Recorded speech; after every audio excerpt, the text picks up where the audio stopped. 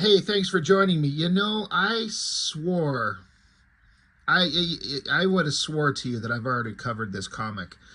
Um, but I went looking through all my videos, of which I have so many 2 years in. I've been doing them on a daily basis. It's kind of hard to filter through them, but I went digging back, and as far as I can tell, I have not done Spawn 25.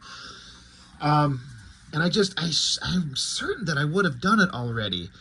But apparently I didn't. Maybe it's because I tend to like to do comics in numerical order for the most part.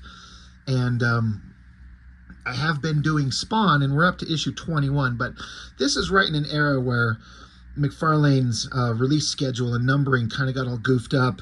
Like, he talks about it in the back of this book. For anybody who was around at the time, I'm sure you'll remember.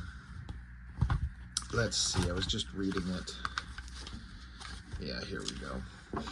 Like, you've got issues 1 through 19, plus 21 through 24. You just bought 25, but number 20 ships next week. They were all out of order. So, reviewing this out of order shouldn't make much of a difference, because the story in this makes absolutely no connection to anything going on before. This is just a one-off story that McFarlane wrote that has nothing to do with anything. But the obviously, everyone knows, the thing that made this interesting is this was part of that Image crossover month, or whatever it was, a month, or, you know, was it just 1 month? Was it a couple of, I can't remember. It's been so long, who cares? But anyway, the idea being that all the Image creators swapped books for an issue. And I've gone over most of them. I can't find my issue of Youngblood that Valentino did. And I don't know that I've done the Cyber Force that McFarlane did. I think I have. But out of all the books that were coming out with that Image crossover, the two I were most looking forward to was to see Savage Dragon, drawn by Jim Lee, and Spawn, drawn by Marc Silvestri. Those are like my two most favorite artists at the time. And Dragon by Jim Lee was just awful. Why? Because it wasn't a Savage Dragon comic book. The best thing they could have possibly have done is have Erik Larsen write the story and give it to Jim Lee and say, draw that. But in the case of Dragon that Jim Lee drew, they just swapped everything. Creative teams, writers, artists, inkers, everything. So Erik Larsen wrote Wildcats, wrote and drew Wildcats, and Jim Lee did Dragon with, I'm almost certain Brandon Choi was helping him. And what sucks is that it wasn't an issue of Dragon, it was just a crappy Wildstorm Comics issue of Grifter. It was just a Wildstorm comic starring Grifter, and Savage Dragon was like a secondary character as a backup. And it was dumb. Like, they wasted all this time having all these Grifter and these secondary characters and introducing some new villain that never showed up anywhere again. And Dragon was a cop kind of in the background that showed up on occasion and punched a few things. Complete waste of time. But Jim Lee drawn an Erik Larsen script would have been the best possible thing. Why am I talking so much about that when we're on a Spawn issue? It's just because I want to reiterate how much, for me, I was so disappointed, because all I wanted was to see an awesome issue of Dragon drawn by one of my most favorite artists of all time, Jim Lee, and it was terrible. But Spawn, drawn by Marc Silvestri. Silvestri is like the best artist out of them all. He's got everything that an artist should have, and then, like, he's got all the fundamental skills, but he also has the big bombastic, over-the-top artistic style that all the Image artists should have, and everyone has it in different degrees and varying skill levels. But Silvestri's like the best at it all in terms of being an Image comic artist, but he's also just the best illustrator by far. And seeing Spawn drawn by Silvestri, Spawn was never anything that was good for its story, but the visuals. It's always about McFarlane's awesome visuals. And when they released this cover, I thought at the time, and I still think to this day, it's one of my favorite Spawn covers and one of my favorite comic book covers. Silvestri's style and the way that he poses Spawn up here. He's got the mask off. I love that he's got the arm kind of coming across in this, you know, goofy little hand pose where the hands are like doing a funny little, you know, thing that doesn't make any sense, but it looks dynamic. The cape looks awesome. And I love the coloring, like the cool blue tones up here and the warm tones down below. I always thought this was one of the coolest covers I'd ever seen. And the colors just make it pop. I love it. And I was so excited to see this type of stuff on the inside of this book. It's also interesting that Silvestri did this cover and McFarlane drew Silvestri's Cyberforce. And so he put Ripclaw on the top of a building in the exact same pose. And I actually thought that that was really clever. I liked that a lot. Having, you know, we're swapping each other's books, so we'll just kind of have like covers that kind of complement each other. I dig it. I think it was really neat. So again, I was really excited for this, and I have to say, this, along with like I was saying with Dragon, was one of my biggest disappointments. This is nothing like I wanted it to be. I was so disappointed when this thing was done. I remember when I first got it, I was trying to convince myself, like, no, it's kind of cool, it's kind of okay, but I was doing that a lot with a lot of those old Image books, just telling myself that it was cooler than I actually thought it was, because it was supposed to be the cool thing at the time, but by God, was it not. So unfortunately, in my opinion, in terms of Silvestri doing Spawn, we're already looking at the coolest thing possible, this cover. Everything else sucks. And I think part of it is, you know, McFarlane writes the story, which I kind of get. He wants to steer his own ship and not let anybody take it off in any direction that he doesn't have any control over, which I get. I think he's the only one that maintained control over his own book. All the other guys let the artist write the story. But here, McFarlane's going to write it. So you got Silvestri on pencils, and you got Bat and Billy Tan on inks. And so what's in the book? Well, first off, we start off with like the thing I dislike the most. It's these goddamn news reporters. I never read this shit because I kept trying to, and there was never anything relevant. That you might be telling like there's some police thing, and there's some vigilante thing, and there's some mobster thing. It's such a fucking boring waste of time. Don't read that shit at all. So then we get into just kind of standard, boring Spawn bullshit. We got the city, and we got the alleyways, and we got a bunch of drunk, homeless bums sitting around a burning garbage can fire telling stories about baseball, which of course is McFarlane. So of course he's going like, but I like the baseball, and we're going to talk baseball in my issue of Spawn. So one of them runs off, and then somebody grabs him and screams at him, and he's going to stab him and beat the shit out of him. So we got the great salt of the earth homeless people who are just these poor innocent guys just down on their luck. And then just some random criminal scum shows up to start knifing them. Because that's just what happens in Spawn comics. And I'm like, okay, we've seen this fucking shit. Can we do something else, for Christ's sakes?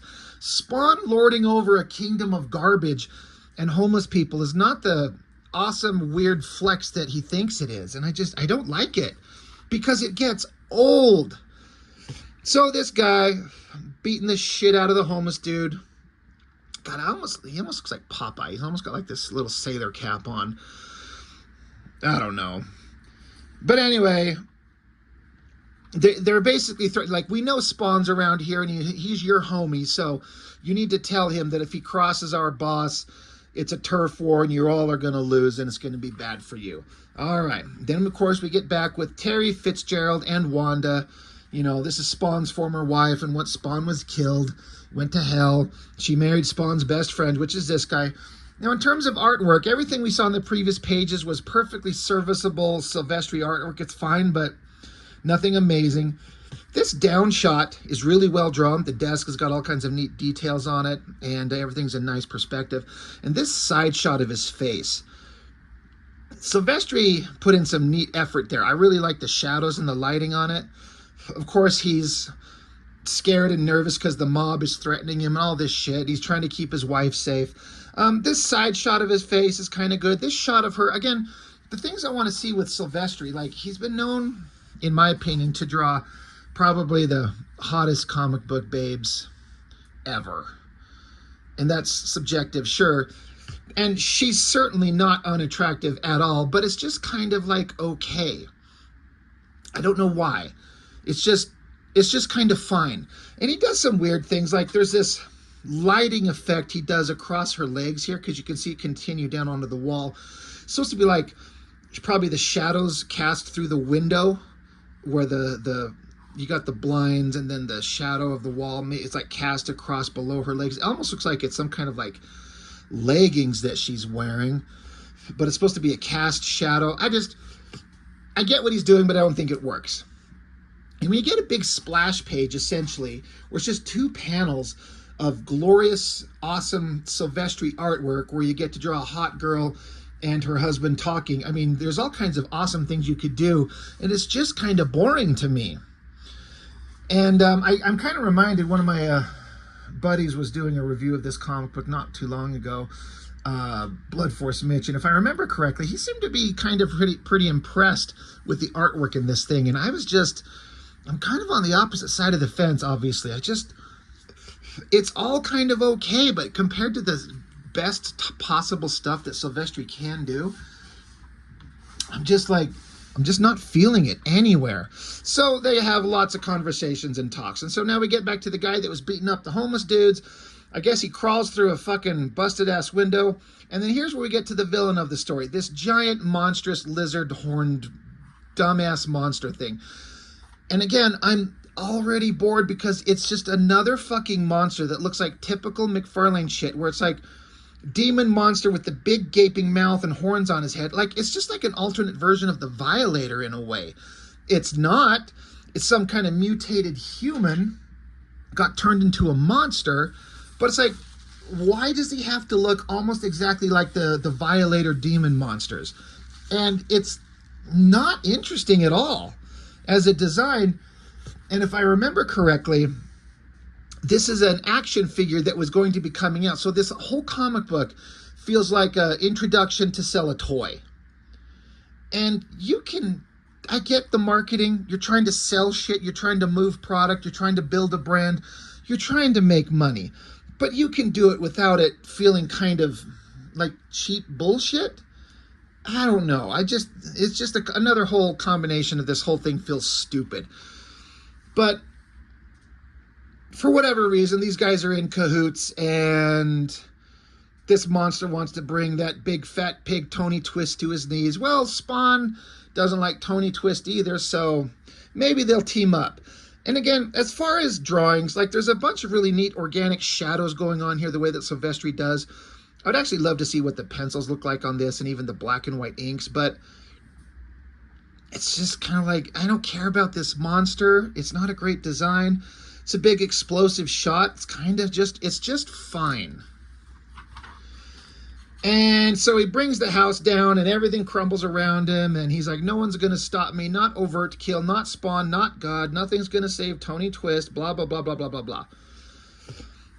And, you know, if this was a interesting creature design, I'd be more interested in Silvestri's art. But boring monster and the art's just kind of okay. Now we get back to Spawn, a splash page of him sitting in the garbage with a lot of text sitting around where it's just telling us a bunch of shit that's uninteresting and irrelevant. I have to give it to Silvestri for drawing a pretty interesting shot. I just kind of like the simple angle, the way he's kind of sitting here relaxing with his hand at his chin, his cape flowing around him. In terms of pictures of Spawn lying around in garbage, it's kind of fine. I'm kind of okay with it. But he's sitting there lamenting his life and his choices, and then one of the homeless guys shows up. He's like, Al, you got to hear this. And then so Spawn turns into a dick. He's like, no, I don't. It's time you learn to solve your problems on your own. Like, but you don't understand. And Spawn's like, yes, I do. You people have become lazy, always turning to me for help. Well, I don't have the answers. I can't solve all your problems. I've got a few of my own. It's like the problems that these homeless guys have are like a bunch of gangsters, mobsters, superpowered villains and demons and monsters coming along to the alleyways, murdering people, and they're all there because Spawn is there.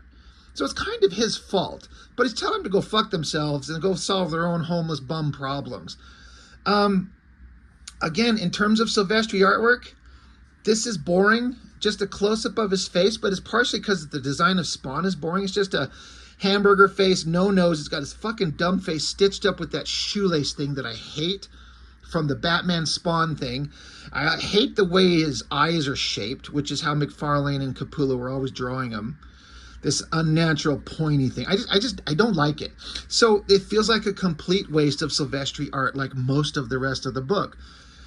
We get the big awesome shot of Spawn, and I'm like, this is boring. He's just standing there puffing his chest out with his arm bent at the elbow, so his fist is up here, and just holding his cape in his hand. I'm like, this is, to me, this is boring. This is like, Silvestri's so much better. So what happened? But anyway, tells homeless guy to go fuck himself, and he takes off. Thanks, Spawn. Oh boy, we get back to Sam and Twitch, and of course we're getting a big close-up of the open mouth of Sam sucking down a hoagie, and they're talking cop shit. You know what? I don't care. I don't care about these assholes. Never have. This shot is pretty good. I like the city shot.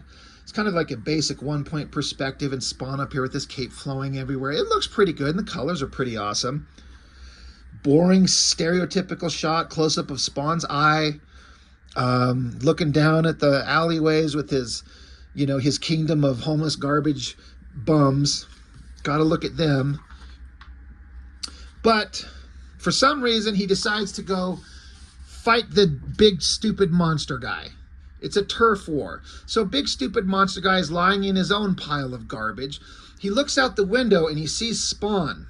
There's the shape of him. He's like, oh shit, you. I wanted to talk to you. All right, let's go. So monster guy busts through the glass and grabs onto Spawn. And it turns out it's a piece of plywood cut into the perfect shape of Spawn and painted. So Spawn went to Home Depot and bought some plywood, and then he went to the art store and bought some craft supplies and painted up a board, had an arts and crafts day, just to have a decoy to throw off the monster. Fucking why? What point did this serve? This is so stupid. So monster's mad, smashes it up, yells, show yourself, coward. And again, this monster's design is stupid.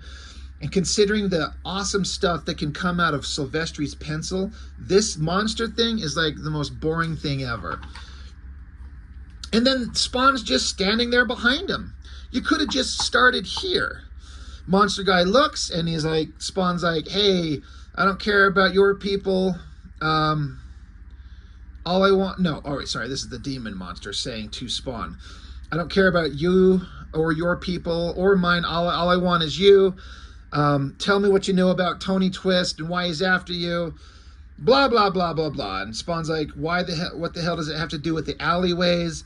You want to fight, then fight. So Spawn's just being a confrontational dick. So he picks up a piece of random 2x4 and busts him over the face. Like, out of the superheroic shit that we could do, the big awesome shots, he's got the cape, he's got the chains, he's got his demon powers, he can shoot lasers. McFarlane tells Silvestri to draw Spawn picking up a chunk of wood and just smacking him across the face. Then I guess the chains come alive and start choking out the monster. It's really stupid. Spawn does a giant kickflip over his head for whatever reason, gets him in a chokehold. Spawn's like, do you hear me? Stay away. Next time your head comes with me. So Spawn lets him go. So giant monster guy dives at him. So Spawn jumps up out of the way and giant monster guy crashes through the floor because it's such a dilapidated old building. So he crashes under the ground. Now this was all a setup to display the abilities of the forthcoming action figure, because up out of the ground comes a fist punching up, and it's a robotic fist. And so giant monster guy comes back up and his robotic fist snaps back into place. So if I remember, this stupid toy, not only is he just a monster thing, he's a part robot cyborg thing. And he had an extendable punching fist. And so we have to demonstrate the action figure special feature. And Spawn's yapping on. I'm like, I'm just out of this comic. I'm just so done with this thing. And then there's more just uninteresting art. The monster guy says how Tony Twist gets him involved, and he used to be a human guy, and he got mutated into this monster, and he escaped his imprisonment. Now he's a tortured soul out to get the guy who turned him into a monster. And monster guy's like, he killed them, he slaughtered my whole family. So Spawn's like, well, maybe I can help you. Hold on. Give me an hour. So Spawn fucks off into the night, goes somewhere, comes back. He's just, all right, hold on. I'm going to go get some to help you. Because Tony Twist fucked you over, turned you into a monster, slayed your family, killed your family. So Spawn takes off. He comes back an hour later, and he's got a little manila folder full of information. He says, this contains all the information I have on Tony Twist. Use it to your advantage to do whatever you want to do. Stop him because we mutually hate the same guy. And so the giant monster's like, thanks, Spawn. I'll give you a lowdown when I'm through with him. And Spawn says, I'll be around, and it's over. What a complete waste of time. This is what God, the entire Image comic crossover thing was such a fucking waste of time and potential and ability. The shit we could have seen come from Silvestri's pencils. McFarlane wrote a bullshit nothing story that affects nothing except try to sell an action figure. It's just, it all sucks. The only one of the Image crossover books that was any good was Eric Larson's Wildcats, because he involved Dragon and the Wildcats into a story that kind of was like an adventure and a crossover of the characters. And then Valentino's Youngblood issue actually got into Badrock being a kind of superstar trying to get a movie made. It was actually kind of had some interesting storytelling going on, even though the artwork was less than exciting. But all these others were just so boring. It was so dumb. Liefeld's Shadowhawk was kind of okay, because he was trying to do a weird Frank Miller art vibe thing on that issue of Shadowhawk, so it's at least visually interesting for that. But this whole thing was just such a... I was so aggravated when this thing was done. I'm like, that was it? I'd never been more excited for a Silvestri comic in a long time. Like, oh, he's going to draw Spawn. It's going to be amazing. And it was just not. The cover was the best thing about it. So, yeah, I'm just kind of repeating myself. This thing sucked. I do not like it. I just wish it could have been so many other things. But it is what it is. We got what we got, and there's no arguing about it or bitching about it now, right? But here I am, decades later, bitching about it online. So, I guess it's my own problem. Anyway, Spawn 25, story by McFarlane, art by Silvestri. What could have been, what should have been. That's all I got. You know, it sucks. So that's all I got. Thanks for watching. See you next time.